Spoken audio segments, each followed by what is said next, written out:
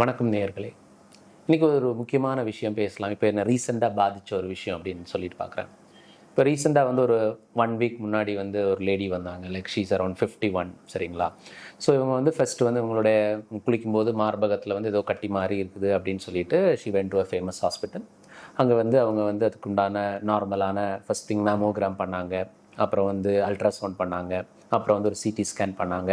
அப்புறம் வந்து உங்களுக்கு மார்பக புற்றுநோய் இருக்குது அப்படின்னு சொல்லிட்டு அது வந்து ஒரு பயாப்சி பண்ணணும்னு சொல்லிட்டு அவங்க மார்பகத்துலேருந்து ஒரு பகுதியை எடுத்து வந்து டெஸ்ட் பண்ணாங்க. அந்த டெஸ்ட் பண்ணும்போது அது வந்து ஒரு கேன்சர் அப்படிங்கிற மாதிரியான ஒரு டயக்னோசிஸ் வந்தது. அப்போ வந்து இவங்களால் அதை வந்து ஜீரணிக்க முடியல. ஸோ ரொம்ப டிப்ரெஸ் ஆகிட்டாங்க. ஏன்னா வந்து அவங்களுக்கு ஒரு சின்ன குழந்தை இருக்குது, அப்போ அதுலேருந்து எப்படி வெளியே வருது அப்படிங்கிற ஒரு கண்டிஷன்ஸ் வந்து மனசுக்குள்ளே தோண்டிகிட்டே இருந்தது.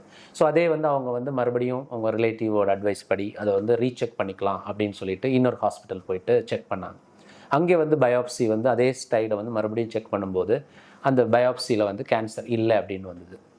ஸோ வந்து இவங்க வந்து ஒரு தர்ம சங்கடமான நிலைமையில் போயிட்டாங்க. கட்டி வந்து நம்ம அமுக்கும் போது கேன்சர் மாதிரி கட்டி மாதிரி இருக்குது. ஒரு ஹாஸ்பிட்டலில் வந்து அது வந்து ஒரு கேன்சர் கட்டின்னு சொல்கிறாங்க.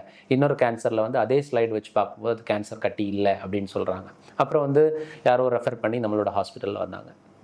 ஸோ நான் இங்கே வந்தபோது அந்த அவங்களுக்கு வந்து அவங்க ரொம்ப மன அழுத்தத்தில் இருந்தாங்க. ஏன்னா வந்து லைக் அவங்களோட ஃபேமிலி சிச்சுவேஷன் அப்படி வந்து அவங்க கண்டிப்பாக வாழ்ந்தே ஆகணும் அப்படிங்கிற ஒரு கஷ்டம். எல்லாருமே கண்டிப்பாக வாழ்ந்து ஆகணும்னு தான் விரும்புவோம். அந்த ஒரு பர்டிகுலர் கண்டிஷனில் பார்த்தீங்கன்னா நம்ம வந்து இங்கே வரும்போது மறுபடியும் நம்ம இங்கே ஒரு சிடி ஸ்கேன் நம்ம வந்து இங்கே சஜஸ்ட் பண்ணோம். சிடி ஸ்கேன் சஜஸ்ட் பண்ணிவிட்டு அதே மாதிரி நம்ம வந்து ஒரு அல்ட்ராசவுண்டு வந்து சஜஸ்ட் பண்ணோம். இப்போ அல்ட்ராசவுண்ட் சஜஸ்ட் பண்ணும்போது எங்களுடைய ரேடியாலஜிஸ்ட் வந்து என்ன சொன்னாங்கன்னா, நீங்கள் வந்து முன்னாடி இருக்கிற பயாப்சி எனக்கு காட்டிக்கிட்டு இந்த பர்டிகுலர் ரிப்போர்ட் எப்படி இருக்குன்னு கேட்டிங்கன்னா நான் கண்டிப்பாக சொல்லுவேன் இது கேன்சர்னு சொல்லுவேன்.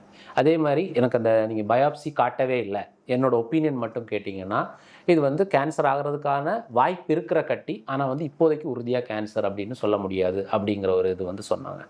ஸோ இந்த ஒரு பர்டிகுலர் இதுலேருந்து வந்து நம்மளுக்கு கிடைக்கிற லேர்னிங் அப்படின்னு பார்த்தீங்கன்னா, ஃபஸ்ட்டு வந்து நம்ம ப்ரைமரியாக எப்படி வந்து கேன்சரை கண்டுபிடிக்கிறது, நம்ம வந்து மேமோகிராம் மாதிரியான கொஞ்சம் ரிஸ்கியான ப்ரொசீஜர்ஸ் போகாமல் நமக்கு வந்து அல்ட்ராசவுண்ட் மூலமாகவும் நம்ம கண்டுபிடிக்க முடியும். அதே வந்து சிடி ஸ்கேன்ஸ் மூலமாகவும் நம்ம வந்து கண்டுபிடிக்க முடியும்.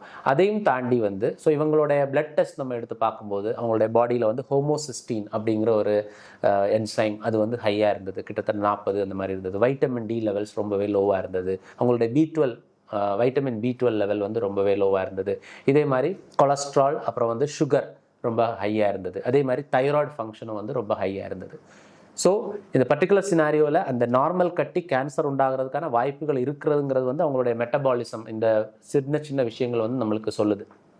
ஆனால் இந்த 2 டயக்னோசிஸ் பண்ணுறதுக்கு இடையில் வந்து அவங்களுக்கு வந்து அந்த மன அழுத்தம் இது வந்து நம்மளுடைய டாக்டர்ஸ் வந்து ப்ராப்பராக அவங்களுக்கு ஒரு கைடன்ஸ் கொடுக்காம, அந்த நோயோட காரணத்தை சொல்லாமல், எதனால் அவங்களுக்கு நோய் வந்தது அப்படிங்கிறத சொல்லாமல், நம்ம டைரெக்டாக ஒரு டயக்னோசிஸ் வந்தோடனே பேஷண்ட்டையும் பதட்டப்படுத்தி நம்மளும் பதட்டமாகி பேஷண்ட்டை வந்து ரெக்கவர் ஆக முடியாத ஒரு சூழ்நிலையில் நம்ம வந்து தள்ளப்படுற ஒரு காட்சிகள் காணப்படுது. அதனால் இன்றைக்கி வந்து நீங்கள் வந்து டெஃபினட்டாக இதில் வந்து ஒரு படிப்பினை அப்படி என்னென்னு பார்த்தீங்கன்னா, நம்ம ஒரு செகண்ட் ஒப்பீனியன் எடுக்கிறதுல எந்த ஒரு தப்புமே கிடையாது டெஃபினட்டாக டைம்ஸ். அதை தவிர்த்து வந்து பார்த்திங்கன்னா ஒரு நோய் டயக்னோசிஸ் பண்ணாலுமே அது பண்ணாட்டாயும் நமக்கு வந்து அந்த நோயிலேருந்து விடுபடுறதுக்கான நிறைய வாய்ப்புகள் இருக்குது. மேபி நீங்கள் போகிற அந்த ஹாஸ்பிட்டலில் இல்லாமல் இருக்கலாம். ஆனால் நீங்கள் சுற்றி இங்கே இருக்கிற மற்ற ஹாஸ்பிட்டல்ஸ்லேயும் மற்ற இதுலேயும் எடுத்துக்கிட்டு எந்த ஒரு தனி மருத்துவ முறையை மட்டும் நம்பாமல் ஒரு கலந்து ஒருங்கிணைந்த மருத்துவ முறை மாதிரியான மருத்துவ முறை எடுக்கும்போது இந்த மாதிரியான சிச்சுவேஷன்ஸை வந்து நம்ம வந்து டேக்கிள் பண்ண முடியும். இது இவங்களோட ஸ்டோரி மட்டும் கிடையாது. இதே மாதிரி நிறைய பேஷண்ட்ஸ் நம்மளுக்கு வந்து ஒரே ஸ்லைடில் வந்து பல விதமான ரிசல்ட்ஸ் வந்த பயாப்சிஸ் இந்த மாதிரி ஸ்டோரிஸ்லாம் கூட நாங்கள் வந்து டே டு டே இதில் பார்த்துட்ருக்கோம். ஸோ அதனால் செகண்ட் ஒப்பீனியன் எடுக்கிறதுக்கு எப்போவுமே தயங்க வேண்டாம். எல்லா விதமான நோய்களுக்கும் ஒரு தீர்வு இருக்குது. அதோட மூல காரணத்தை கண்டுபிடிச்சா கண்டிப்பாக தீர்வு பண்ண முடியும். மிராக்கிள் ஒருங்கிணைந்த மருத்துவ முறையில் நம்ம வந்து இந்த மாதிரியான இன்னோவேட்டிவ் அப்ரோச்சஸ் பண்ணி பல விதமான ஸ்டேஜ் 4 கேன்சர்ஸையும் நம்ம ரிவர்ஸ் பண்ணிகிட்டு இருக்கிறோம். இப்போ கேன்சர் இல்லை அப்படிங்கிறத உறுதிப்படுத்துகிற வேலையும் நம்ம வந்து இங்கே பண்ணிகிட்ருக்குறோம். ஸோ இதை பயன்படுத்தி நீங்களும் பயனடைஞ்சுக்கோங்க. நன்றி, வணக்கம்.